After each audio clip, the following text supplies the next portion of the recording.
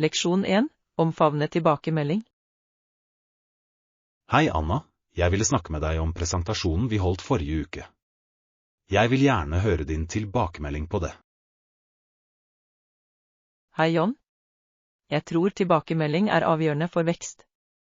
Alt i alt syntes jeg presentasjonen din var engasjerende og informativ. Takk. Det setter jeg pris på. Var det noen spesifikke områder der du tror jeg kunne forbedret meg? Ja, jeg tror du kan jobbe med tempo. Noen ganger føltes det litt forhastet. Å ta en pause kan bidra til å understreke viktige punkter. Det er en flott observasjon. Jeg blir ofte spent og setter fart. Jeg skal definitivt ha det i bakhodet til neste gang. Det er en vanlig utfordring. Å øve foran et speil eller ta opp deg selv kan hjelpe med tempoet.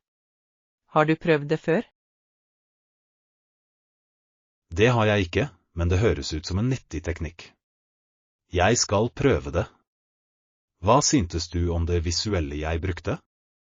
Det visuelle var fantastisk. De utfylte poengene dine godt.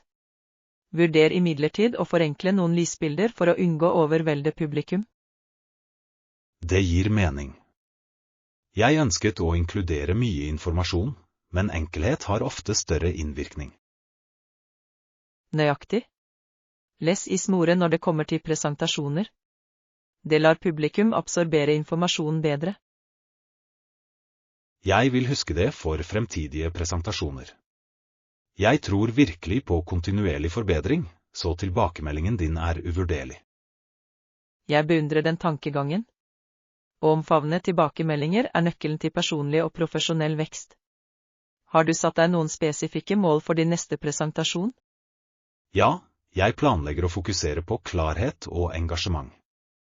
Jeg vil sørge for at publikum føler seg involvert og knyttet til temaet. Det er et flott mål. Å inkludere interaktive elementer, som spørsmål eller avstemninger, kan holde publikum engasjert. Jeg liker denne ideen. Det kan oppmuntre til deltakelse og få presentasjonen til å føles mer dynamisk. Har du brukt noen interaktive teknikker før? Jeg har.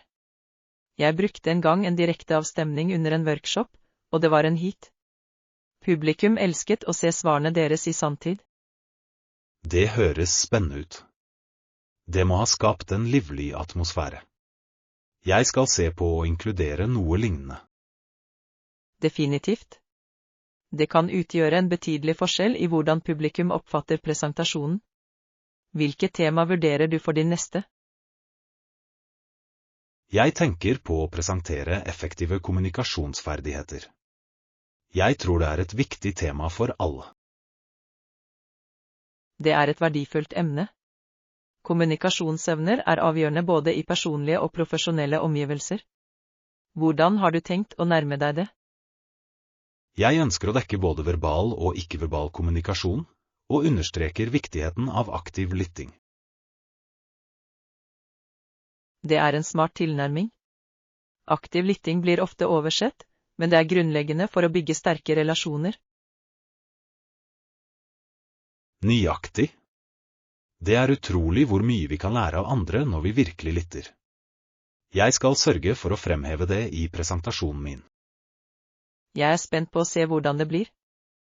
Din entusiasme for kontinuerlig forbedring vil garantert skinne gjennom i arbeidet ditt. Leksjon 2. Spiseetikett. Hei Anna, jeg leste om spiseetiketter, og det er fascinerende hvor mye det er å vite.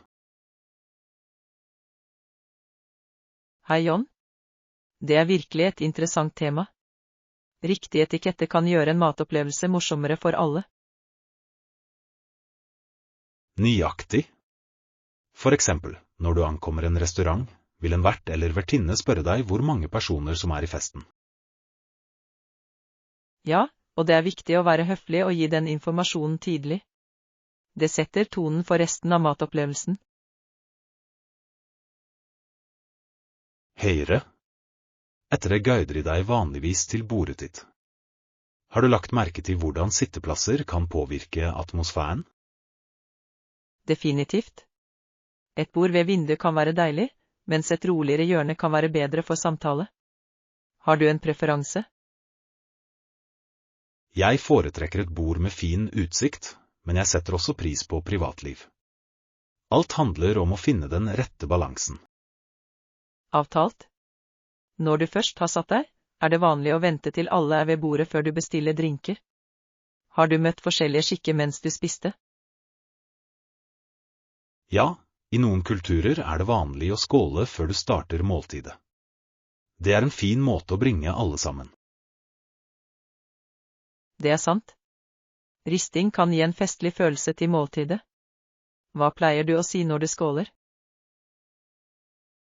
Jeg liker å holde det enkelt, bare ønsker alle en god tid. Det handler om forbindelsens ånd snarere enn ordene, ikke sant? Nøyaktig. Følelsen er det som betyr mest. Apropos det, tror du det er viktig å snakke sammen under middagen? Absolutt. Småprat kan bidra til å bryte isen, spesielt hvis ikke alle kjenner hverandre. Det skaper en mer avslappet atmosfære. Ja, og det kan føre til dypere samtaler. Jeg opplever at det å diskutere felles interesser ofte gir den beste dialogen. Det er et flott poeng. Det er interessant hvordan et enkelt spørsmål kan utløse en meningsfull utveksling. Har du noen favorittemner å diskutere på middagen? Jeg liker å snakke om reiseopplevelser og utforske nye retter. Det fører ofte til spennende historier og anbefalinger. Reisehistorier er alltid fengslende. De kan inspirere andre til å utforske nye steder. Har du prøvd noen nye restauranter i det siste? Det gjorde jeg. Jeg besøkte en thailandsk restaurant forrige uke, og smakene var utrolige. Krydret curry var et høydepunkt. Det høres deilig ut. Jeg elsker å prøve forskjellige retter. Thai-mat har en så fantastisk blanding av smaker. Hva er Jeg vil si at favorittretten pad din? thai er min favoritt. Det er en perfekt blanding av søtt, surt og salt. Hva med deg? Jeg liker grønn curry. Kombinasjonen av kokosmelk og krydder er umotståelig. Foretrekker du å spise ute eller lage mat hjemme? Jeg setter pris på begge. Å spise ute er flott for å prøve nye ting, men å lage mat hjemme kan være mer givende. Hva synes du? Jeg er enig. Matlaging hjemme gir deg en sjanse til å eksperimentere og skape noe unikt. Dessuten er det ofte mer økonomisk. Nøyaktig. Det er også en måte å dele kjærlighet og omsorg med familie og venner. Har du prøvd noen nye oppskrifter i det siste? Jeg har nylig laget en hjemmelaget pizza, og eksperimenterte med forskjellige pålegg. Det var en hit. Det høres gøy ut. Hjemmelaget pizza gir mulighet for kreativitet. Hvilket pålegg valgte du? Jeg gikk med klassisk pepperoni og la til litt frisk basilikum for en vri. Det ga en så fin smak. Fersk basilikum er et fantastisk tillegg. Jeg elsker å bruke urter i matlagingen. De kan heve en rett betydelig. Det gjør de virkelig. Det er utrolig hvordan litt krydder kan forvandle et måltid. Apropos transformasjon, tror du etikette utvikler seg over tid? Absolutt. Matetiketten kan endres med kulturelle skift og generasjonsforskjeller. Det er viktig å holde seg informert om gjeldende praksis. Leksjon 3. Reiseplaner. Hei Anna, jeg er spent på vår kommende tur. Har du tenkt på reiseruten ennå? Hei John. Ja, jeg har noen ideer i tankene. Jeg tror vi bør besøke noen historiske steder og prøve lokalmat. Det høres ut som en god plan. Å utforske historiske steder kan virkelig forbedre vår forståelse av kulturen. Nøyaktig. Jeg er spesielt interessert i å besøke det gamle slottet. Jeg har hørt at arkitekturen er fantastisk. Jeg har sett bilder, og det ser fantastisk ut. Bare sørg for å sjekke om du trenger å bestille togbilletter på forhånd. Flott påminnelse. Jeg skal se på det i dag. Det er alltid bedre å sikre seg billetter tidlig for å unngå problemer i siste liten. Absolutt. I tillegg kan noen ganger tidlige bestillinger spare oss penger. Har du sjekket togplanene ennå? Ikke ennå, men jeg planlegger å gjøre det snart. Jeg vil sikre at vi velger passende tider for våre reiser. Det er smart. Å reise til rett tid kan gjøre reisen mye morsommere. Foretrekker du togturer om morgenen eller ettermiddagen? Jeg foretrekker morgenturer. Det er noe forfriskende med å starte dagen med en reise foran oss. Jeg er enig. Morgenlyset er vakkert, og det gir oss hele dagen til å utforske når vi først ankommer. Nøyaktig. Dessuten er det fint å ha tid til å finne seg til rette før man drar ut. Vi bør også vurdere overnattingen vår. Høyre. Har du noen spesifikke steder i tankene for hvor vi bør bo? Jeg tenker på et koselig bed and breakfast. Det ville vært fint å oppleve lokal gjestfrihet og hjemmelagde måltider. Det høres deilig ut. Å bo på bed and breakfast gir ofte et mer personlig preg sammenlignet med hoteller. Ja, og det kan være en fin måte å møte andre reisende og dele erfaringer. Vil du hjelpe meg med å se etter alternativer? Selvfølgelig. La oss sette oss ned sammen og bla gjennom noen anmeldelser. Jeg er sikker på at vi kan finne et sjarmerende sted. Det ville vært perfekt. Jeg elsker å lese anmeldelser for å få en følelse av hva jeg kan forvente. Det hjelper oss å ta informerte valg. Definitivt. I tillegg kan vi også vurdere plasseringen. Å holde seg nær attraksjoner vil spare oss for tid og energi. Nøyaktig. Det er praktisk å gå til nærliggende steder i stedet for å stole på transport. Har du tenkt på hva vi skal pakke? Ja. Jeg tror vi bør pakke komfortable sko siden vi sannsynligvis kommer til å gå mye. Det er viktig for å utforske. Godt poeng. Jeg tar også med en lett jakke, ettersom kveldene kan bli kjølige, selv i varmere måneder. Det er en klok idé. Lagdeling er nøkkelen når du reiser.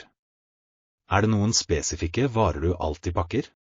Jeg tar alltid med en bærbar lader til telefonen min. Det er veldig nyttig for å ta bilder og navigere. Jeg kunne ikke vært mer enig. Å holde enhetene våre ladet er avgjørende for å holde kontakten under våre eventyr. Nøyaktig. Og jeg liker å ha en liten reisedagbok for å skrive ned mine tanker og erfaringer. Det er fint å reflektere senere. Det er en flott praksis. Å skrive om våre reiser bidrar til å bevare minner. Jeg kan begynne å ta med en også. Det burde du. Det kan være en morsom måte å dokumentere reisen vår og dele den med venner senere. Jeg gleder meg til denne turen. Det kommer til å bli en fantastisk opplevelse fylt med utforskning og læring. Absolutt. Jeg gleder meg til å oppdage nye steder og skape fantastiske minner sammen. Leksjon 4. Et glimt inn i historien. Hei Anna, jeg kom nylig over noe fascinerende informasjon om låtskriving på 1800-tallet. Visste du at tilbake i 1851 hadde mange låtskrivere en middels god inntekt fra arbeidet sitt? Hei John. Det er virkelig interessant. Det er utrolig å tenke på hvordan musikken har utviklet seg siden den gang. Hva slags sanger var populære på den tiden? De fleste sangene var fokusert på temaer som kjærlighet, tap og hverdagsliv.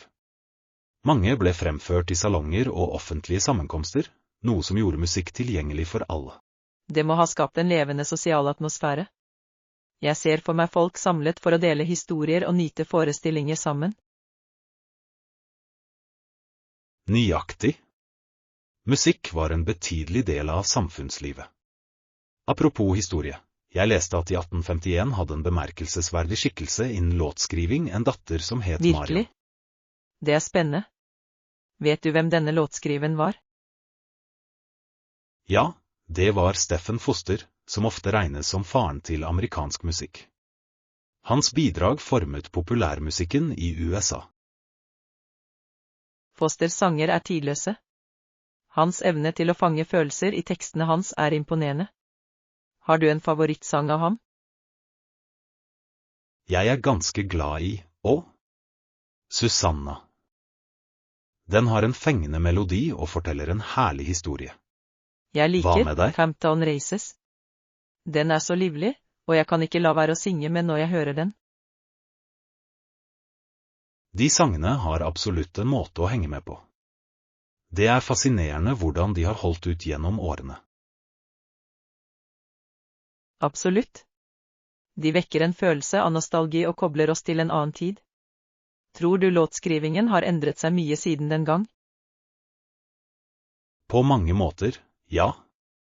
Dagens låtskriving involverer ofte forskjellige stiler, teknologi og samarbeid. Imidlertid gjenstår kjerneelementene i historiefortelling og Det er et følelser. godt poeng. Det er interessant å se hvordan kunstnere tilpasser håndverket sitt mens de fortsatt trekker på tidløse temaer. Nøyaktig. Og med fremveksten av sosiale medier har artister nå flere muligheter til å dele musikken sin og få direkte kontakt med publikum. Det er sant. Plattformer som Spotify og Instagram lar musikere nå et globalt publikum umiddelbart. Det er en game changer. Det er det virkelig. Tror du denne tilgjengeligheten har endret kvaliteten på musikken som produseres? Det er en blandet pose. Selv om det er mer mangfold og innovasjon, kan det noen ganger føre til en metning av innhold. Å finne unike stemmer kan være utfordrende. Jeg er enig. Det åpner imidlertid også dører for nye artister som kanskje ikke hadde hatt en sjanse tidligere. Det er et positivt aspekt ved endringen. Definitivt. Musikkscenen er mer inkluderende nå. Jeg er nysgjerrig på hvordan fremtidige generasjoner vil oppfatte dagens musikk. Det blir interessant å se. Akkurat som vi setter pris på sanger fra 1800-tallet, kan fremtidige lyttere finne verdi i dagens musikk. Nøyaktig. Musikk er en refleksjon av sin tid, og den forteller historier som gir gjenklang på tvers av generasjoner. Godt sagt. Jeg håper at etter hvert som tiden går, fortsetter låtskrivere å hente inspirasjon fra sine erfaringer og omgivelser. Jeg tror de vil. Evnen til å uttrykke seg gjennom musikk er tidløs og essensiell for den menneskelige opplevelsen. Leksjon 5. Navigere i sosiale medier. Hei Anna, jeg har tenkt mye på virkningen av sosiale medier på vår velvære i det siste. Hva er din mening om det? Hei John. Det er et komplekst tema. Sosiale medier kan knytte oss til venner og familie, men det har også sine ulemper. Nøyaktig. Selv om det kan fremme fellesskap, kan det også introdusere negativitet i livene våre. Har du lagt merke til noen spesifikke negative effekter? Ja, jeg ser ofte folk sammenligne seg med andre på nettet. Dette kan føre til følelser av utilstrekkelighet og angst. Det er et vesentlig problem. Den kuraterte naturen til sosiale medier presenterer ofte et urealistisk syn på livet. Det er lett å glemme at alle har problemer. Absolutt. Jeg tror det er viktig å minne oss selv på at det vi ser på nettet ikke er hele historien. Folk har en tendens til å dele bare høydepunktene. Høyre. Det er derfor jeg prøver å begrense tiden min på sosiale medier. Det hjelper meg å fokusere på mitt eget liv i stedet for å hele tiden sammenligne meg med andre. Det er en smart tilnærming. Å sette grenser kan beskytte vår mentale helse. Har du funnet noen positive måter å bruke sosiale medier på? Jeg har. Jeg følger kontoer som fremmer positivitet og bevissthet om mental helse. De gir inspirasjon og nyttige tips. Det er flott. Å finne oppløftende innhold kan gjøre en forskjell. Jeg liker også å følge pedagogiske kontoer som deler kunnskap om ulike emner. Ja. Å lære noe nytt hver dag kan være en fantastisk måte å bruke sosiale medier konstruktivt på. Det holder sinnet vårt engasjert. Nøyaktig. I tillegg oppmuntrer det til personlig vekst. Tror du sosiale medier faktisk kan forbedre vår velvære hvis de brukes klokt? Jeg tror det. Det kan hjelpe oss å opprettholde forbindelser, dele erfaringer og til og med finne støtte i tøffe tider. Det er sant. Nettsamfunn kan gi trøst og forståelse, spesielt for de som har lignende utfordringer. Ja, og delta i diskusjoner kan fremme en følelse av tilhørighet, noe som er avgjørende for vår mentale helse. Veldig bra sagt. Det er imidlertid viktig å være oppmerksom på kontoene vi bruker. Ikke alt innhold er nyttig. Jeg er helt enig. Å slutte å følge negative eller giftige kontoer kan føre til en sunnere opplevelse på sosiale medier. Nøyaktig. Det handler om å kurere feedene våre for å reflektere positivitet og støtte i stedet for negativitet og konkurranse. Har du noen gang tatt en pause fra sosiale medier? Jeg har hørt at det kan være forfriskende. Ja, jeg tok en måneds pause en gang, og det var befriende. Jeg følte meg mer til stede og mindre distrahert av nettramma. Det høres ut som en verdifull opplevelse. Jeg tror jeg kan prøve det for å se hvordan det påvirker fokuset og humøret mitt. Jeg anbefaler det på det sterkeste. Det kan hjelpe deg å gjenopprette kontakten med deg selv og verden rundt deg. Jeg skal ha det i bakhodet. Å balansere livene våre online og offline er avgjørende for generell velvære. Absolutt. Det handler om å finne det som fungerer for oss personlig og ta bevisste valg om medieforbruket vårt. Godt sagt. Til syvende og sist handler det om å bruke sosiale medier som et verktøy for tilkobling og vekst i stedet for å la det kontrollere oss. Nøyaktig. Med riktig tankesett kan vi navigere i det digitale landskapet på en måte som forbedrer livene våre. Leksjon 6. Ta valg. Hei Anna, jeg har tenkt på noen store avgjørelser vi må ta for prosjektet vårt.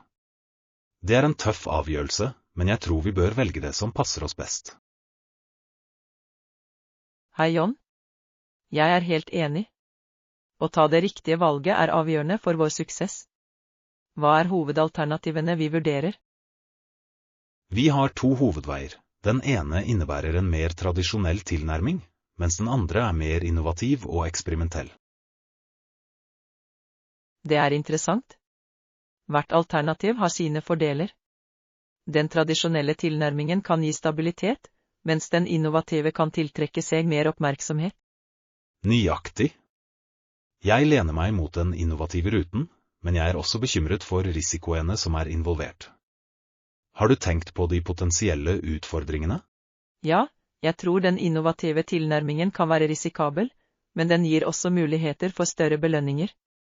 Vi må veie fordeler og ulemper nøye. Avtalt. Kanskje vi kan liste opp fordeler og ulemper for hvert alternativ. Det kan bidra til å klargjøre tankene våre. Det høres ut som en god plan. For den tradisjonelle tilnærmingen kan fordelene inkludere pålitelighet og en dokumentert merittliste. Hva synes du? Ja, det er nøkkelpunkter. I tillegg kan det kreve mindre innsats når det gjelder markedsføring, siden folk er kjent med det. Nøyaktig. Nå, for den innovative tilnærmingen, tror jeg en fordel er at den kan skille oss fra konkurrenter og vise frem vår kreativitet. Det er et sterkt poeng. Det kan også engasjere et yngre publikum som verdsetter nye ideer. Hva med ulempene? For den innovative ruten kan vi møte usikkerhet og potensielt tilbakeslag hvis folk ikke reagerer godt på våre nye ideer. Ekte. Og det er alltid mulighet for høyere kostnader og ressursallokering hvis prosjektet ikke går som planlagt. Ja, budsjettering er avgjørende. Vi må sikre at vi kan opprettholde oss selv hvis vi velger det mer risikofylte alternativet. Høyere. Jeg tror rådføring med teamet vårt også kan gi verdifulle perspektiver.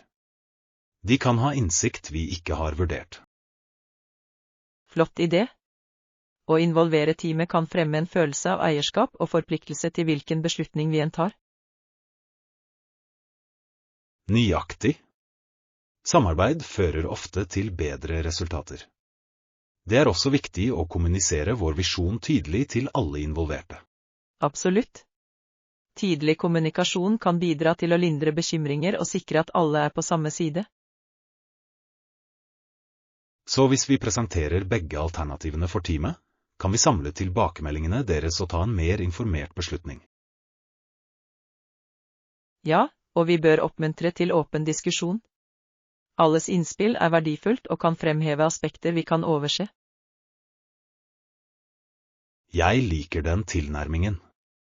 Når vi har samlet tilbakemeldinger, kan vi bruke litt tid på å reflektere før vi tar en endelig beslutning. Det høres lurt ut. Det er viktig å ikke forhaste seg med beslutninger, spesielt når de kan påvirke prosjektets retning betydelig. Høyre. Å ta seg tid til å analysere og reflektere kan hjelpe oss å velge alternativet som er i tråd med våre mål og verdier. Nøyaktig. Til syvende og sist handler det om å velge det som passer oss best, både personlig og faglig. Leksjon 7. Utforske Cotswold-vei. Hei Anna, jeg har sett på den kommende turen vår, og jeg tror vi ikke bør gå glipp av fotturer langs de pittoreske stiene på Cotswold-vei. Hei John. Det høres helt fantastisk ut. Cotswolds er kjent for sine fantastiske landskap og sjarmerende landsbyer. Nøyaktig. Løypene tilbyr fantastisk utsikt, og jeg har hørt opplevelsen er ganske berikende. Har du noen gang vandret der før? Nei, det har jeg ikke, men jeg har sett bilder, og de ser fortryllende ut. De bølgende åsene og det livlige grøntområdet virker så innbydende. Det gjør de virkelig. Jeg leste at Cotswold-vei strekker seg rundt 102 miles, noe som gir mange muligheter for utforskning. Wow, det er imponerende. Vi kunne velge forskjellige seksjoner og vandre hver dag, og oppleve en rekke landskap og attraksjoner. Ja. I tillegg er det flere sjarmerende landsbyer langs veien hvor vi kan stoppe for forfriskninger og lokale delikatesser. Det høres herlig ut. Jeg vil gjerne prøve litt tradisjonell Cotswoldost eller kanskje en skive hjemmelaget kake på en lokal kafé. Absolutt. Å støtte lokale bedrifter mens du nyter naturen gjør opplevelsen enda mer spesiell. Hva synes du om vanskelighetsgraden på løypene? Jeg har lest at de fleste delene er moderate, noe som er oppmuntrende. Vi bør klare det så lenge vi tar fart selv. Avtalt. Det er viktig å ta seg god tid og nyte reisen i stedet for å skynde seg gjennom den. Har du tenkt på hva du skal pakke til turen? Ja, jeg tror vi bør ta med komfortable tursko, rikelig med vann og litt snacks for energi. En god ryggsekk er også viktig. Definitivt. Jeg foreslår også å ta med et kamera for å fange det vakre landskapet. Vi vil huske dette eventyret. Flott idé. Jeg kan allerede se for meg de fantastiske panoramabildene. I tillegg kan vi møte et sjarmerende dyreliv underveis. Det er sant. Cotswolds er hjemsted for mangfoldig flora og fauna. Det vil være fantastisk å se noen lokale fugler eller til og med hjort. Ja. Jeg har alltid likt å observere naturen. Det gir et ekstra lag med spenning til fotturene våre. Er det noen spesifikke stier du er spesielt interessert i? Jeg har lest om delen som går gjennom Bourton-on-the-Water. Det er kjent som I Venice of the Cotswolds, med sine pittoreske broer og turstier langs elven. Det høres deilig ut. Jeg vil gjerne spasere langs elven og kanskje ta noen bilder. Arkitekturen i det området ser også fantastisk ut. Absolutt. Og vi kan utforske butikkene og galleriene i landsbyen også. Det vil være en fin måte å fordype oss i den lokale kulturen. Jeg kan ikke vente. Denne turen ser ut til å bli et utrolig eventyr. Vi bør også vurdere å planlegge noen hviledager for å slappe av og lade opp. Det er en smart idé. Å balansere fotturer med nedetid vil hjelpe oss å nyte opplevelsen fullt ut. Kanskje vi kan finne et koselig vertshus og slappe av etter fotturene våre. Et varmt og innbydende sted å slappe av vil være perfekt etter en lang dag i løypene. Vi kunne til og med unne oss en god middag. Høres ut som en plan. Jeg ser virkelig frem til denne turen og alle minnene vi vil skape sammen. Jeg også. Å utforske Cotswold-vei vil garantert være et høydepunkt på våre eventyr. La oss sørge for å planlegge hver detalj nøye. Leksjon 8. Suvenirer og minner. Hei, Anna. Jeg har tenkt på den kommende turen vår og hvor viktig det er å bringe tilbake suvenirer. De er den beste måten å huske en tur på. Hei, John. Jeg er helt enig. Suvenirer tjener som håndgripelige påminnelser om våre opplevelser og stedene vi har besøkt. Nøyaktig. De har ofte sentimental verdi og kan vekke fantastiske minner når vi ser på dem senere. Hva slags suvenirer samler du vanligvis? Jeg elsker å samle lokalt håndverk og håndlagde gjenstander. De forteller en historie om stedets kultur og håndverkere. Hva med deg? Jeg pleier å samle på magneter og postkort. De er enkle å pakke og vise frem hjemme. Hver og en har et spesielt minne knyttet til seg. Det er en god idé. Postkort er som minikunstverk, og de kan også være en morsom måte å kommunisere med venner og familie på. Absolutt. Å sende postkort fra våre reiser gir et personlig preg. Har du noen favorittsuvenirer fra tidligere turer? Ja. Jeg kjøpte en gang en vakker keramikkskål i Portugal. Det minner meg om de lokale markedene og de livlige fargene i regionen. Det høres deilig ut. Jeg husker du nevnte det. Det må bringe tilbake fantastiske minner om å utforske disse markedene. Definitivt. Hver gang jeg bruker den, tenker jeg på den deilige maten og de vennlige menneskene jeg møtte der. Det er som en del av reisene mine er med meg. Jeg har det på samme måte med magneten min fra Paris. Hver gang jeg ser den, blir jeg minnet om den fantastiske arkitekturen og de sjarmerende gatene. Paris er et så magisk sted. Besøkte du noen spesifikke landemerker som skilte seg ut for deg? Ja, jeg besøkte Eiffeltårnet og Louvre. Kunsten og historien er utrolig. Jeg tok til og med en guidet tur, noe som gjorde opplevelsen rikere. Det høres fantastisk ut. En guidet tur kan gi innsikt som du ellers kan gå glipp av. Jeg tror det er en fin måte å lære mer om et sted. Nøyaktig. Jeg vil gjerne gjøre flere guidede turer i fremtiden.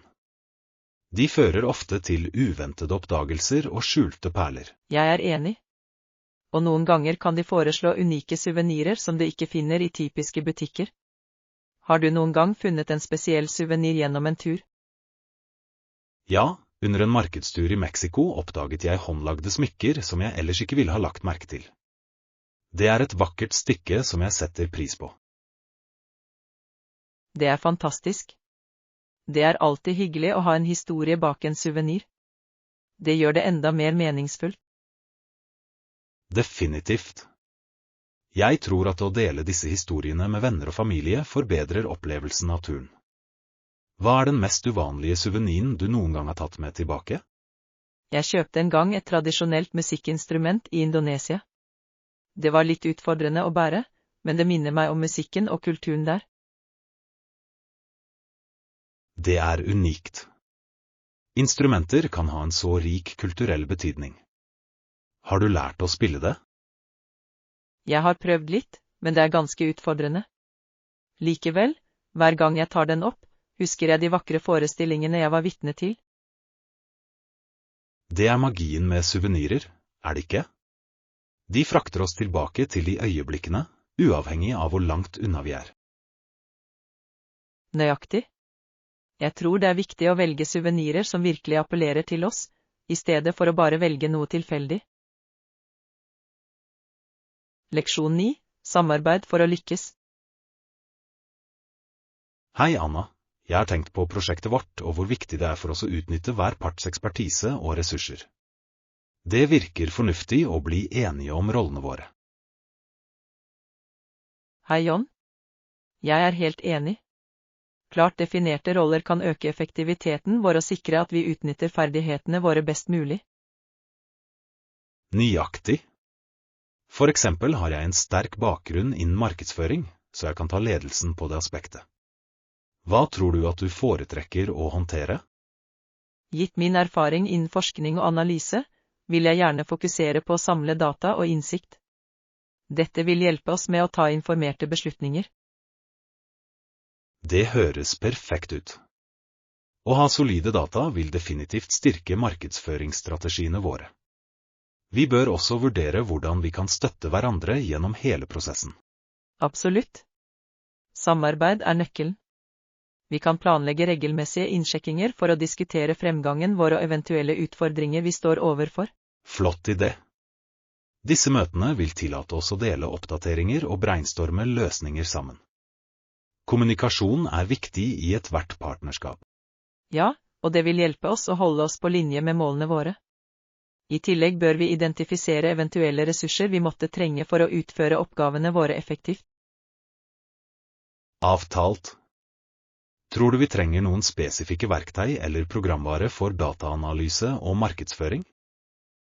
Definitivt. For dataanalyse kan programvare som Excel eller Tableau være svært nyttig. For markedsføring vil vi kanskje utforske verktøy for administrasjon av sosiale medier. Det er et godt poeng. Verktøy som Hootsuite eller Buffer kan hjelpe oss med å planlegge innlegg og analysere engasjement. Det kan spare oss for mye tid. Nøyaktig. Effektivitet er avgjørende, spesielt når vi har stramme tidsfrister. Hva synes du om å budsjettere for disse verktøyene? Jeg tror det er viktig å bevilge midler til nødvendige ressurser. Vi bør lage et budsjett som skisserer våre forventede utgifter, inkludert programvareabonnement. Det er lurt. Et klart budsjett vil hjelpe oss å unngå overforbruk og sikre at vi allokerer ressursene våre effektivt. Skal vi lage et foreløpig budsjett sammen? Ja, la oss gjøre det. Vi kan liste opp alle potensielle kostnader og prioritere dem ut fra våre behov. På denne måten kan vi ta informerte beslutninger. Stor. Jeg begynner med å undersøke kostnadene for programvaren vi diskuterte. I mellomtiden kan du se på markedsføringsutgifter, som annonsering. Høres ut som en plan. Når vi har all informasjon, kan vi møtes for å fullføre budsjettet og gå videre med prosjektet vårt. Jeg gleder meg. Jeg tror at dette samarbeidet ikke bare vil forbedre prosjektet vårt, men også hjelpe oss å lære av hverandre i prosessen. Absolutt. Ved å kombinere våre styrker, kan vi skape noe virkelig effektfullt. Det er spennende å tenke på hva vi kan få til sammen. Jeg er helt enig. La oss holde fokus på åpen kommunikasjon og gjensidig støtte. Det vil være avgjørende for vår suksess. Ja, og jeg er sikker på at ved å samle ekspertisen og ressursene våre, vil vi navigere i alle utfordringer som kommer vår vei. Godt sagt. Her er et produktivt partnerskap og et vellykket prosjekt fremover. Leksjon 10. Evolusjon av roing. Hei Anna, jeg leste nylig om utviklingen av roing på 1900-tallet, spesielt med innovasjoner som Hanlons nyoppfunne sete. Det forandret virkelig spillet. Hei John. Det er fascinerende. Benkjøringsteknikken ble avgjørende i den perioden, ikke sant? Det tillot roere å generere mer kraft. Nøyaktig. Ved å bruke beina mer effektivt, kunne roere overføre energi mer effektivt gjennom båten. Det forbedret ytelsen betydelig. Jeg kan tenke meg. Denne innovasjonen må ha gjort racing mer konkurransedyktig. Var det andre betydelige endringer i roing i løpet av den tiden? Ja, det var flere fremskritt. Materialene som ble brukt i båter utviklet seg fra tre til lettere materialer som glassfiber og karbonfiber, noe som økte hastigheten og smidighetene. Det er imponerende. Lettere båter må ha gjort en betydelig forskjell i hvordan idrettsutøvere trente og løp. Påvirket dette skiftet hvilke løp som ble holdt? Absolutt. Med raskere båter endret dynamikken i løp seg. Konkurransene ble mer intense, og strategier utviklet seg for å tilpasse seg disse nye hastighetene. Det høres ut som en spennende tid for sporten. Roing må ha tiltrukket seg flere tilskuere ettersom spenningen økte. Ja. Etter hvert som roing ble populær, inspirerte det også flere idrettsutøvere til å delta. Innføringen av lette rockkategorier var et stort trekkplaster for yngre konkurrenter. Det er et flott poeng. Lettvektskategorien må ha oppmuntret flere til å ta opp sporten, noe som gjør den mer tilgjengelig. Definitivt. Det bidro til å diversifisere romiljøet. I tillegg spilte fremskritt innen coachingteknikker også en rolle i utviklingen av talent. Coaching må ha blitt mer spesialisert etter hvert som sporten utviklet seg. Med nye teknikker og teknologier kan trenere analysere ytelsen bedre. Nøyaktig. Videoanalyse og biomekanikk ble viktige verktøy for trenere, slik at de kunne gi målrettet tilbakemelding til utøverne sine. Det er fascinerende. Integreringen av teknologi har forvandlet så mange idretter. Det er utrolig å se hvor langt roingen har kommet. Det er det virkelig. Kombinasjonen av fysisk dyktighet og teknologisk innovasjon har hevet standarden for idrettsutøvere. Det er et dynamisk felt. Jeg lurer på hvordan innovasjoner vil fortsette å forme roing i fremtiden. Vil vi se enda flere fremskritt innen teknikker eller utstyr? Det er sannsynlig. Etter hvert som idrettsvitenskapen utvikler seg, kan vi se nye treningsmetoder, materialer og til og med design som forbedrer ytelsen ytterligere. Det høres spennende ut. Det er alltid spennende å tenke på mulighetene for fremtidige idrettsutøvere. De vil dra nytte av grunnarbeidet lagt av pionerer som Hanlon. Absolutt. Arven fra disse innovasjonene vil fortsette å inspirere og forme sporten i generasjoner fremover. Jeg gleder meg til å se hvordan sporten utvikler seg. Det er en flott påminnelse om hvordan innovasjon kan forbedre ikke bare ytelsen, men den generelle opplevelsen av sport. Godt sagt. Roing er et perfekt eksempel på hvordan tradisjon og innovasjon kan eksistere side om side, noe som gjør sporten rikere og mer engasjerende. Nøyaktig. Her er fremtiden for roing og den spennende utviklingen som ligger foran oss. Leksjon 11. Migrasjon til Australia. Hei Anna, jeg har lest om hvor mange briter som flyttet til Australia på slutten av 1800-tallet. De gjorde det ofte frivillig for å starte gårder eller søke etter gull. Hei John. Det er et spennende tema. Gullrushet må ha tiltrukket seg mange håpefulle letere. Hva tror du motiverte dem til å gjøre en så drastisk endring? Jeg tror løftet om rikdom og muligheter var en vesentlig faktor. På den tiden ble Australia sett på som et land med potensial, spesielt med gullfunn. Absolutt. Ideen om å gjøre den rik må ha vært fristende for mange familier. Hvordan påvirket denne migrasjonen den australske økonomien? Tilstrømningen av nybyggere styrket økonomien betydelig. Gullutvinning ble en stor industri, noe som førte til etablering av byer og infrastruktur. Det er fascinerende. Med nye byer som dukker opp, må det ha vært etterspørsel etter varer og tjenester, noe som har skapt enda flere jobbmuligheter. Nøyaktig. Ettersom gruvebyene vokste, vokste også jordbruket. Mange nybyggere henvendte seg også til jordbruk for å forsørge seg selv og forsyne den voksende befolkningen. Det er interessant hvordan disse to bransjene utfylte hverandre. Jordbruk ville gi stabilitet, mens gullgruvedrift ga umiddelbar rikdom.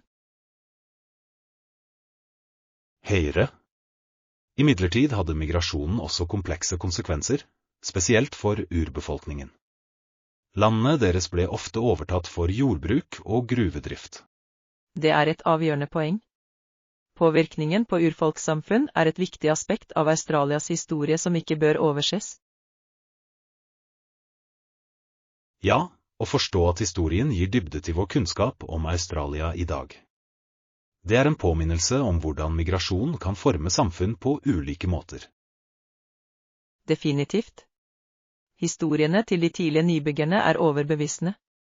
Mange møtte vanskeligheter, men de holdt ut i jakten på et bedre liv. Absolutt. Deres motstandskraft og besluttsomhet er inspirerende.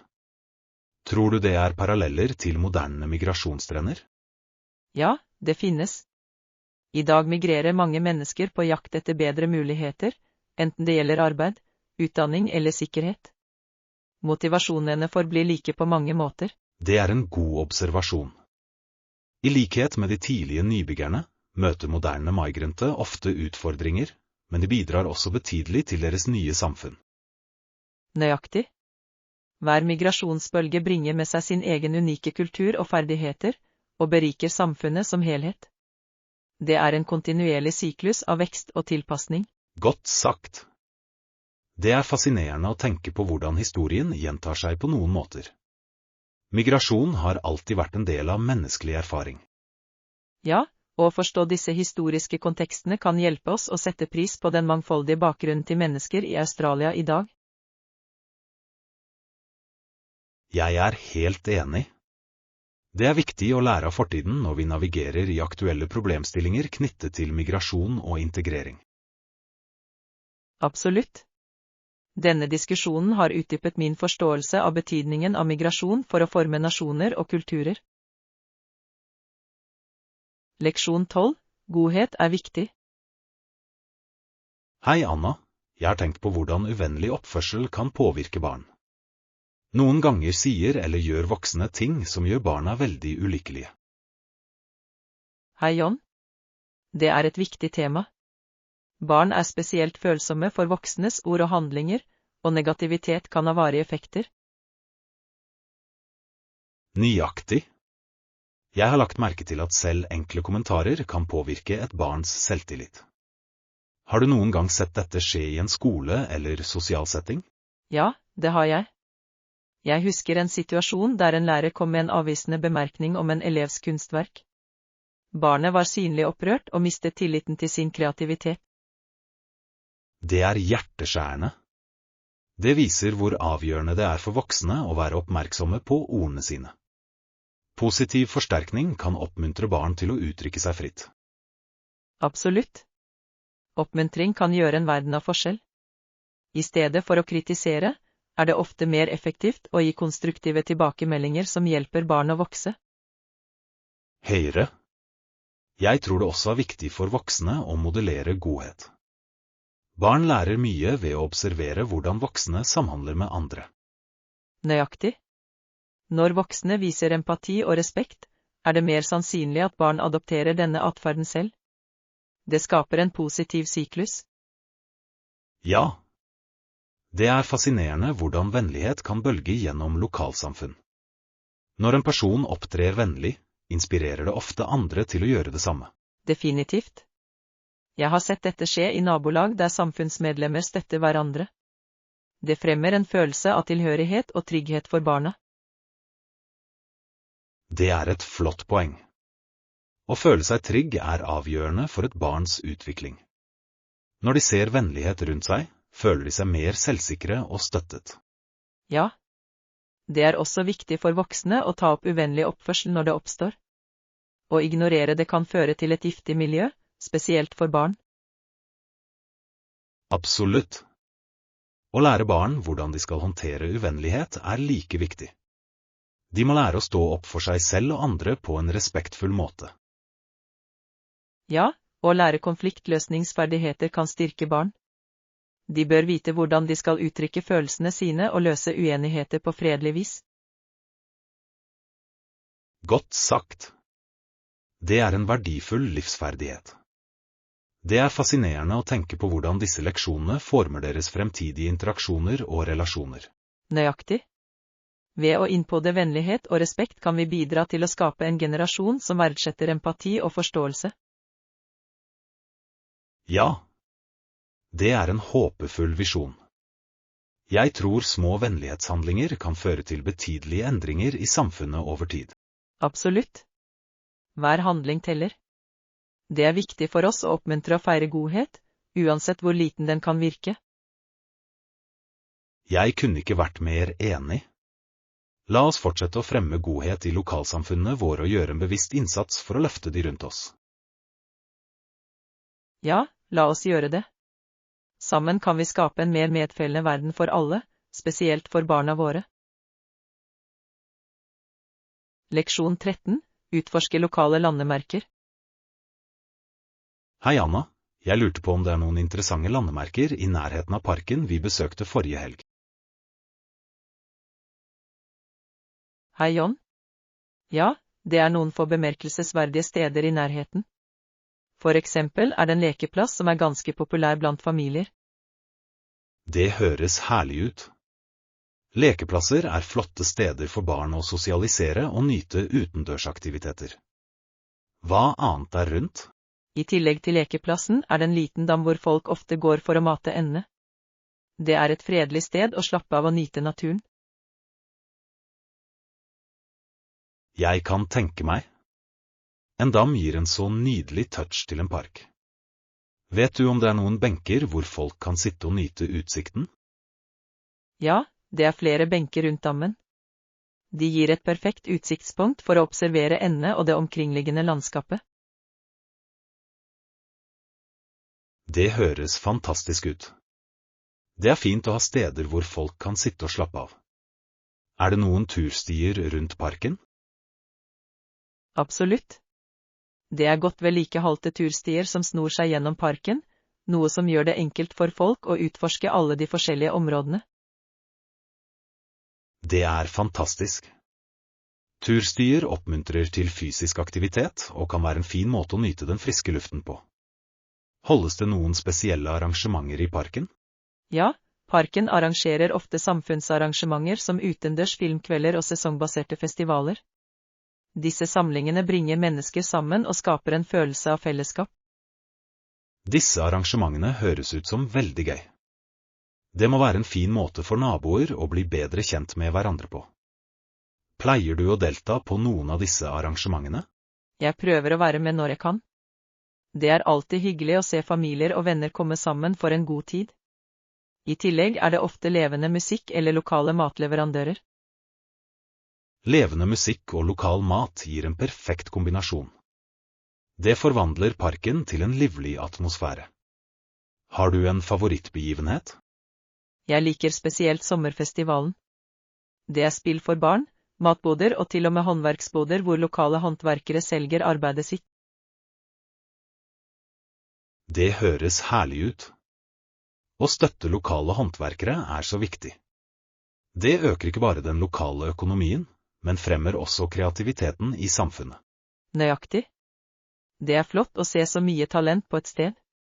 I tillegg oppmuntrer det folk til å sette pris på kunst og håndverk som er unike for området. Godt sagt.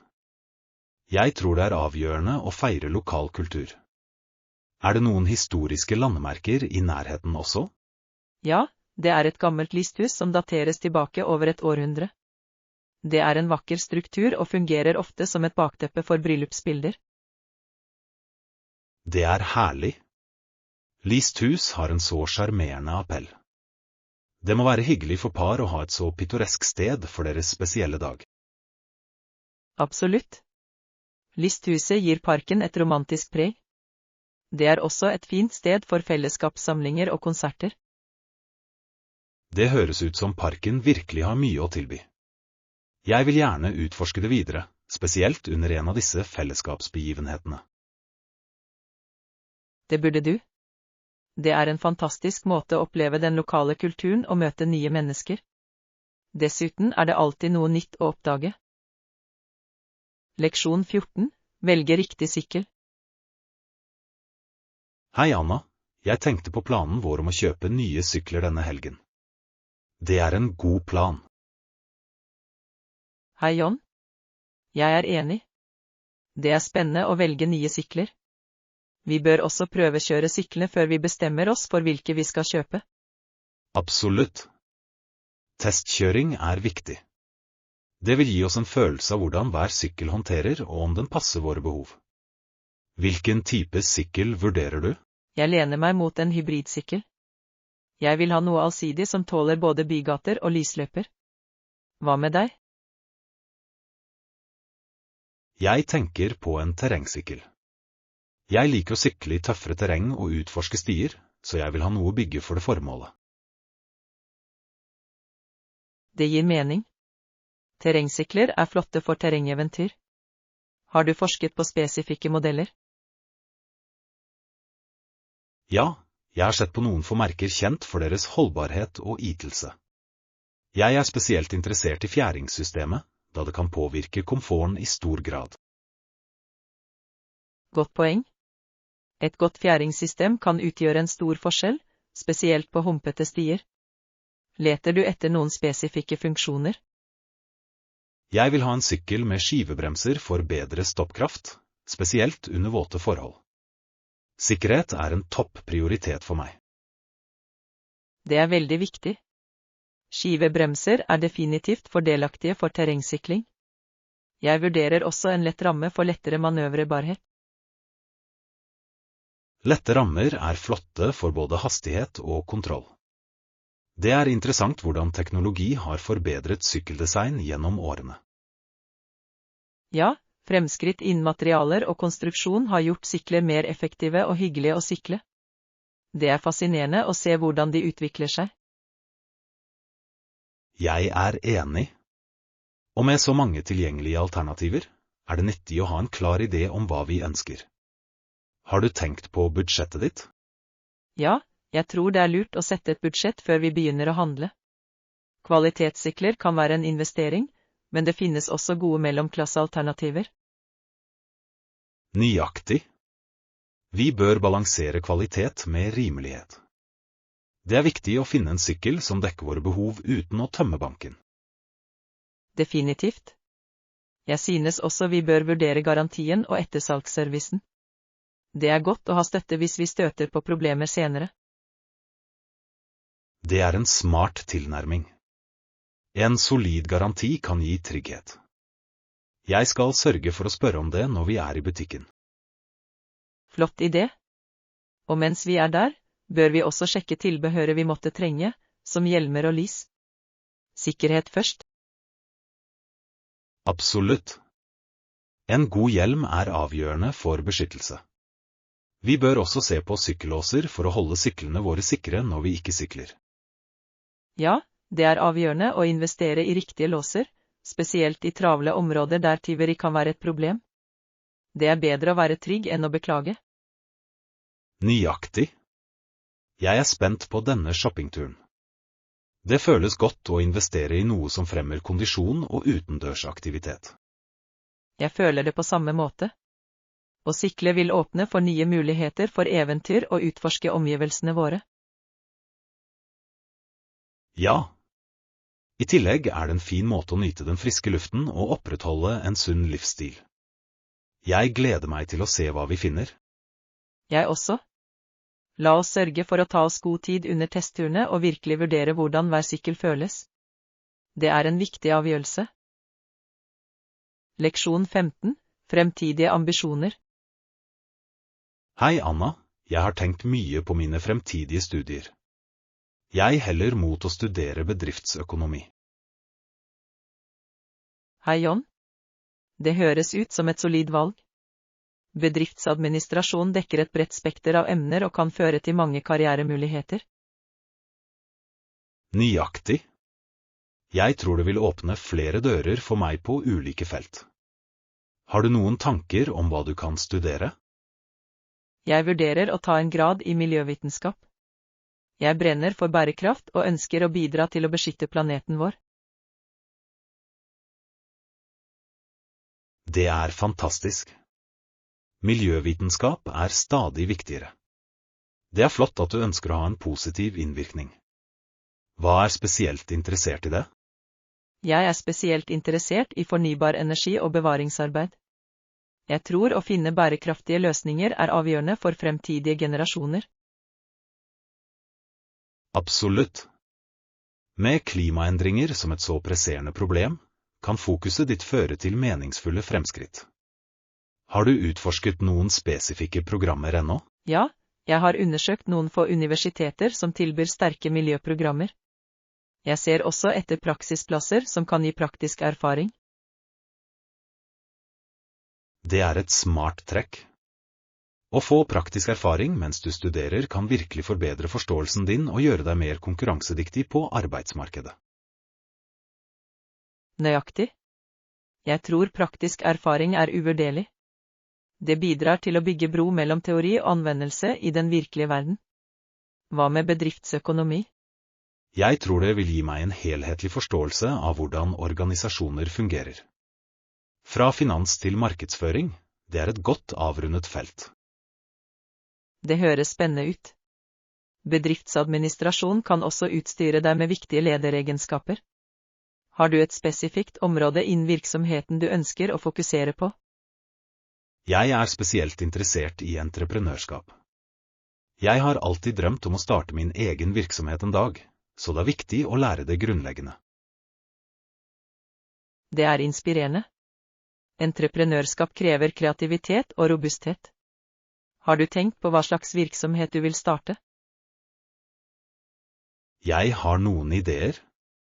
Jeg er lidenskapelig opptatt av teknologi og innovasjon, så jeg vil gjerne lage en teknisk startup som tar opp hverdagens utfordringer.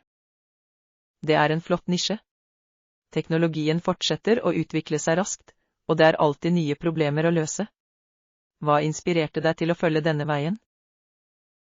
Mine erfaringer med ulike teknologiprosjekter har vist meg potensialet for innovasjon. Jeg liker problemløsning og ønsker å skape løsninger som forbedrer folks liv. Det er et prisverdig mål. Det er viktig å ha en visjon som driver deg. Har du vurdert noen spesifikke kurs som vil hjelpe deg med dine gründerambisjoner? Ja, jeg planlegger å ta kurs i markedsføring, økonomi og forretningsstrategi. Å forstå disse områdene vil være avgjørende når jeg starter min egen virksomhet. Det høres ut som en gjennomtenkt plan. Nettverk er også viktig. Har du sett på noen forretningsklubber eller organisasjoner på dine potensielle skoler? Jeg har. Å bli med i forretningsklubber kan gi verdifulle nettverksmuligheter og la meg få kontakt med likesinnede. Det er en fin måte å lære av andre. Absolutt. Nettverksbygging kan føre til mentorskap og samarbeid, som begge er fordelaktige for aspirerende gründere. Jeg er enig. Det er spennende å tenke på alle mulighetene fremover.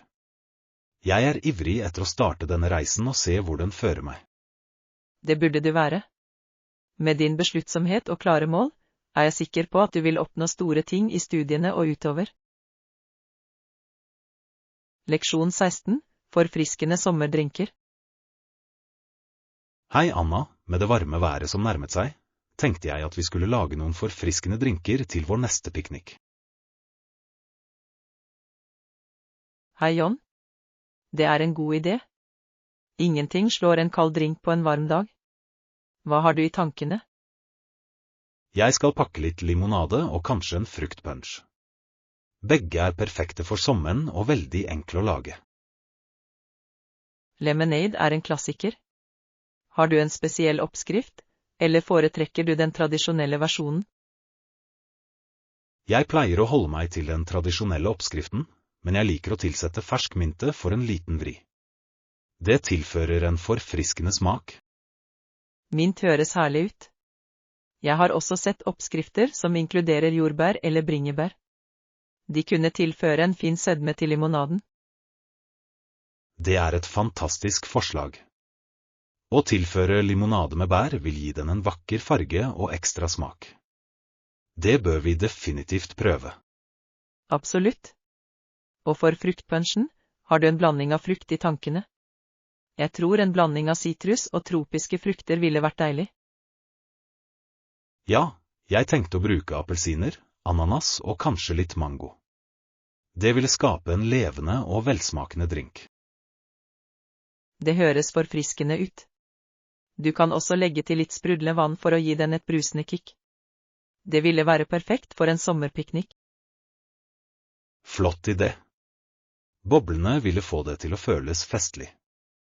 Jeg skal sørge for å pakke litt is også, for å holde alt fint og kjølig. Is er viktig. Det holder drinkene forfriskende, spesielt når solen skinner sterkt. Synes du vi bør ta med noe snacks til drinkene? Definitivt. Jeg hadde planer om å ta med noen smørbrød og kanskje litt frisk frukt. De vil komplettere drinkene våre perfekt. Det er en fantastisk kombinasjon. Frisk frukt vil gi en sunn touch til pikniken vår. Hva slags smørbrød tenker du på? Jeg vurderer klassiske kalkun- og ostesmørbrød. De er enkle å tilberede og alltid en publikumsglede. Høres deilig ut. Jeg kan lage noen veggie wraps med hummus og diverse grønnsaker. De er lette og smakfulle. Det er et godt valg. Veggie wraps vil legge til variasjon til pikniken vår. I tillegg er de sunne og enkle å spise utendørs. Nøyaktig. Og vi kan ikke glemme dessert. Har du noen søte godbiter i tankene? Hva med noen informasjonskapsler? De er enkle å pakke, og alle elsker dem. Jeg kunne bake en haug med sjokoladekjeks. Sjokoladekaker er alltid en hit. Jeg kan ta med noen brownies også. De er rike og dekadente, perfekte for en godbit. Det høres fantastisk ut. Pikniken vår ser ut til å bli en fest. Jeg gleder meg til å nyte den i solskinnet. Jeg også. Det vil være en fin måte å slappe av og nyte hverandres selskap på. Dessuten gir god mat alltid en morsom sammenkomst. Absolutt. La oss sørge for å pakke alt kvelden før, så vi er klare til å dra i morgen. God plan. Jeg gleder meg. Det er alltid hyggelig å tilbringe tid utendørs, spesielt med deilig mat og forfriskende drikke. Leksjon 17. Reisevalg. Hei, Anna. Har du noen gang vurdert å bo på et hostell mens du reiser? Jeg har hørt at de er ganske populære blant backpackere. Hei, John. Ja, jeg har hørt at vandrerhjem er et godt valg for budsjettreisende. De er vanligvis rimelige, noe som er attraktivt for lange turer. Nøyaktig. Vandrerhjem tilbyr ofte delt overnatting, noe som kan redusere kostnadene drastisk. I tillegg er det en fantastisk måte å møte nye mennesker fra hele verden. Det er en stor fordel. Jeg elsker ideen om å komme i kontakt med andre reisende. Det kan føre til felles opplevelser og til og med nye vennskap. Absolutt. Mange vandrerhjem arrangerer sosiale arrangementer som pubkvelder eller gruppeturer. Det gjør det lettere å knytte bånd til andre. Har du noen gang tenkt på å reise på ryggsekktur? Jeg tror backpacking gir mulighet for spontanitet og eventyr. Du kan utforske steder i ditt eget tempo uten en streng reiserute. Det er sant. Fleksibiliteten er fantastisk. Du kan endre planene dine basert på anbefalinger fra andre reisende du møter. Ja. Noen av de beste reiseopplevelsene kommer fra uventede møter. Har du ryggsekk noe spesifikt? Jeg dro på backpacking gjennom Sørøst-Asia i fjor. Det var utrolig. Herbergene der var livlige, og jeg møtte så mange interessante mennesker. Det høres fantastisk ut. Sørøst-Asia er kjent for sine vakre landskap og rike kulturer. Hvilke land besøkte du? Jeg reiste til Thailand, Vietnam og Malaysia. Hvert land tilbød noe unikt, fra travle markeder til rolige strender. Jeg vil gjerne utforske disse stedene. Hva var favorittminnet ditt fra turen? Et av favorittøyeblikkene mine var å se soloppgangen ved Angkor Wat i Kambodsja. Utsikten var fantastisk, og stemningen var magisk. Det høres uforglemmelig ut. Å være vitne til en vakker soloppgang kan være en så dyp opplevelse. Bodde du på vandrerhjem mens du var der? Ja, det gjorde jeg. Vandrerhjemmet i Siem Reap hadde et takområde hvor vi kunne samles og se soloppgangen sammen. Det var en slik felles opplevelse. Jeg elsker det. Det er fantastisk hvordan vandrerhjem fremmer en følelse av fellesskap. Fant du noen utfordringer mens du bodde på vandrerhjem? Noen få, ja. Noen ganger kan de delte badene være litt upraktiske, spesielt i rushtiden. Men totalt sett oppveide opplevelsen eventuelle mindre problemer. Det er et rettferdig poeng. Alt er en del av eventyret, antar jeg. Syntes du personalet på vandrerhjemmet var hjelpsomme? Definitivt. De fleste ansatte var kunnskapsrike om området og ga gode tips om steder å besøke og spise. Deres anbefalinger gjorde en stor forskjell. Det er flott å høre. Å ha lokal innsikt kan forbedre reiseopplevelsen betraktelig. Er det spesifikke fasiliteter du ser etter på et herberge? Jeg liker å se om de tilbyr gratis wifi og et felleskjøkken. Det er fint å lage dine egne måltider og spare penger. Høyre. Et kjøkken kan utgjøre en stor forskjell, spesielt for lengre opphold. Det lar deg også prøve å lage lokale retter. Nøyaktig. Jeg prøvde å lage mat med noen andre reisende, noe som var en morsom opplevelse. Det er en fin måte å lære om ulike retter. Det høres ut som en fantastisk opplevelse. Jeg tror å bo på herberget virkelig kan berike reisene dine. Det handler ikke bare om reisemålet, men reisen og menneskene du møter. Leksjon 18. Velge riktig apparat. Hei Anna, jeg har tenkt på å skaffe meg et nytt kjøkkenapparat. Det høres bra ut, ikke sant? Hei John. Absolutt. Hva slags apparat vurderer du? Jeg ser på en kompakt foodprosessor. Jeg tror det vil gjøre matlagingen mye enklere. Hva synes du? En foodprosessor er et godt valg. De er allsidige og kan spare mye tid. Men hva med størrelsen? Jeg vil ikke at den skal ta for mye benkeplass. Det er en gildig bekymring. Jeg har lagt merke til at noen modeller er ganske store. Jeg vil definitivt se etter en mer kompakt versjon som passer til kjøkkenet mitt. God idé. Det er viktig å ha et apparat som ikke rotter til arbeidsplassen din. Har du et spesifikt merke i tankene? Jeg har hørt gode ting om noen få merker. Noen tilbyr kraftige motorer i mindre design. Jeg skal lese anmeldelser for å begrense det. Det høres smart ut. Å lese anmeldelser kan hjelpe deg med å ta en informert beslutning. Er det noen spesifikke funksjoner du vil ha i foodprosessoren? Ja, jeg vil ha en med flere blader og vedlegg. Det vil være flott for å hakke, skjære i skiver og til og med lage deg. Disse funksjonene vil øke allsidigheten. Det er fint å ha et apparat som kan håndtere forskjellige oppgaver. Har du vurdert prisklassen? Jeg har. Jeg vil ha noe som er rimelig, men fortsatt høy kvalitet. Jeg setter et budsjett før jeg begynner å handle. Det er lurt. Det er lett å la seg rive med alternativer, men å ha et budsjett kan hjelpe deg med å fokusere på det som er best for deg. Nøyaktig. Jeg vil også sjekke om det er en garanti. En god garanti kan gi trygghet i tilfelle noe skulle gå galt. Det er veldig viktig. En garanti indikerer at produsenten står bak produktet deres. Har du tenkt på hvor du skal kjøpe den? Jeg vurderer både nettbutikker og lokale forhandlere. Netthandel har ofte et bredere utvalg, men å se produktet personlig kan også være nyttig. Det er en balansert tilnærming. Hvis du går til en butikk, kan du se størrelsen og funksjonaliteten på egen hånd. Noen ganger hjelper det å teste det ut. Definitivt. Jeg tror det kan utgjøre en stor forskjell å føle vekten og se hvor enkel den er å bruke. I tillegg kan butikkpersonalet gi verdifull innsikt. Nøyaktig.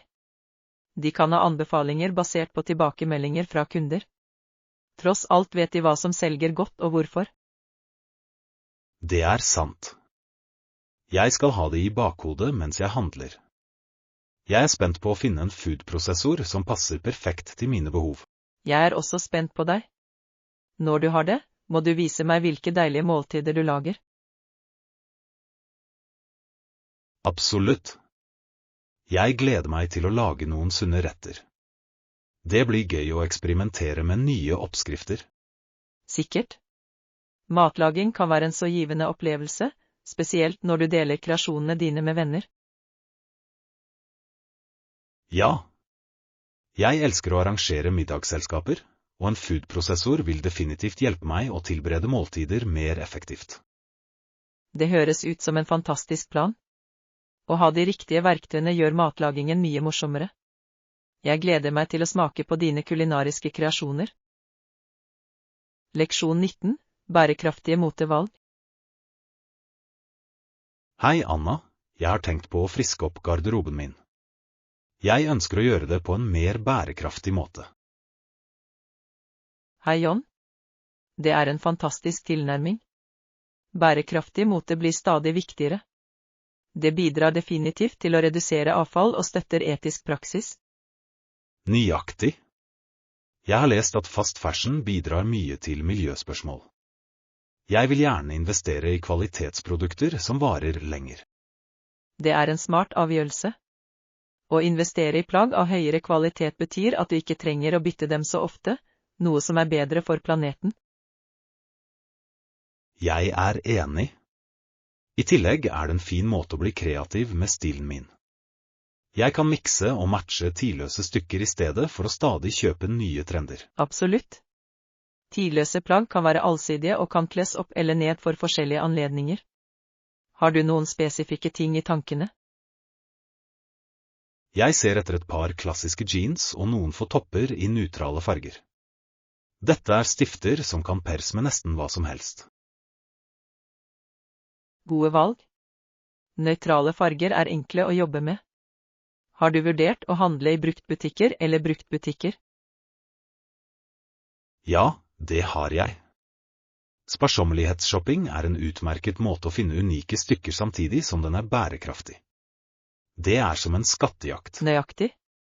Du kan oppdage vintage eller unike gjenstander som gir garderoben din karakter. Dessuten er det ofte rimeligere enn å kjøpe nytt. Det er sant.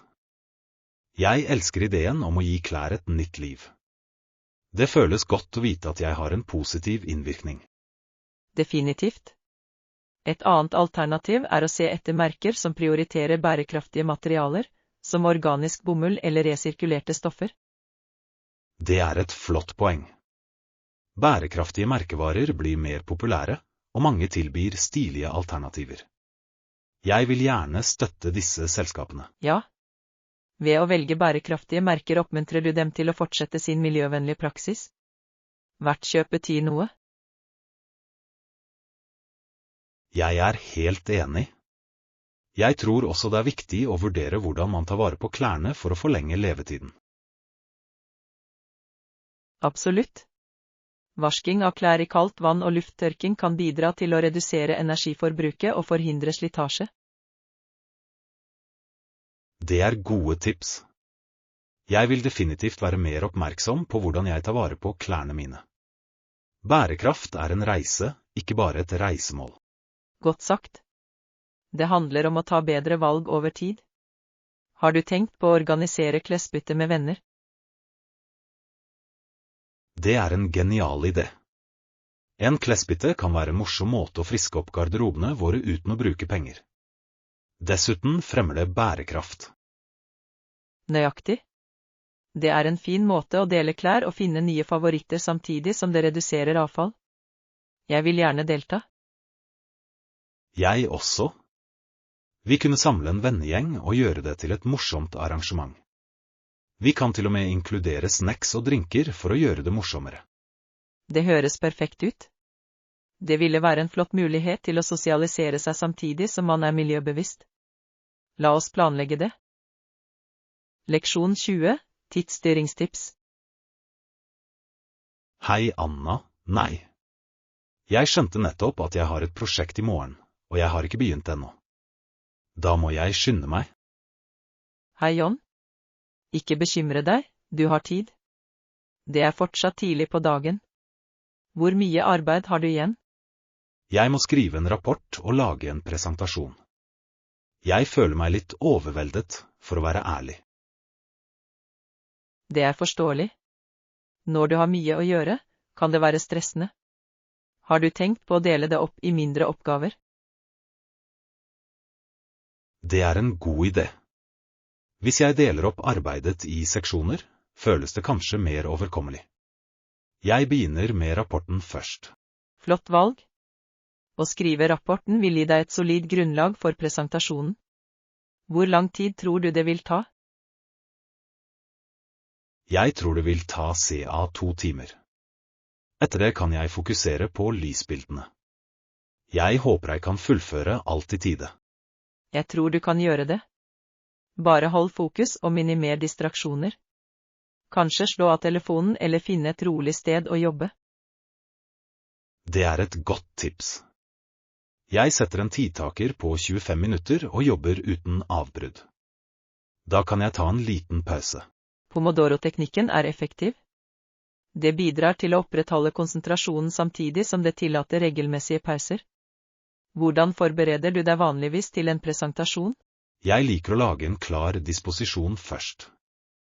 Det hjelper meg å organisere tankene mine og sikrer at jeg dekker alle viktige punkter. Det er smart. En disposisjon kan også gjøre presentasjonen mer sammenhengende. Har du tenkt å øve før du presenterer? Ja, jeg pleier å øve et par ganger. Det hjelper meg å føle meg mer selvsikker og identifisere områder som trenger forbedring. Å øve er nøkkelen. Det kan virkelig øke selvtilliten din. Du vil kanskje til og med presentere foran en venn for tilbakemelding? Det er en god idé. Jeg kan be deg hjelpe meg å øve. Å ha en annen persons perspektiv kan være veldig verdifullt. Jeg hjelper deg gjerne. Bare gi meg beskjed når du er klar. Vi kan gå gjennom lysbildene dine og sørge for at alt flyter bra. Takk, Anna. Jeg setter pris på din støtte. Jeg føler meg litt bedre når jeg vet at jeg har en plan og noen som kan hjelpe meg. Selvfølgelig. Husk at det er viktig å ta vare på deg selv i stressende tider. Sørg for å spise noe og hold deg hydrert. Godt poeng.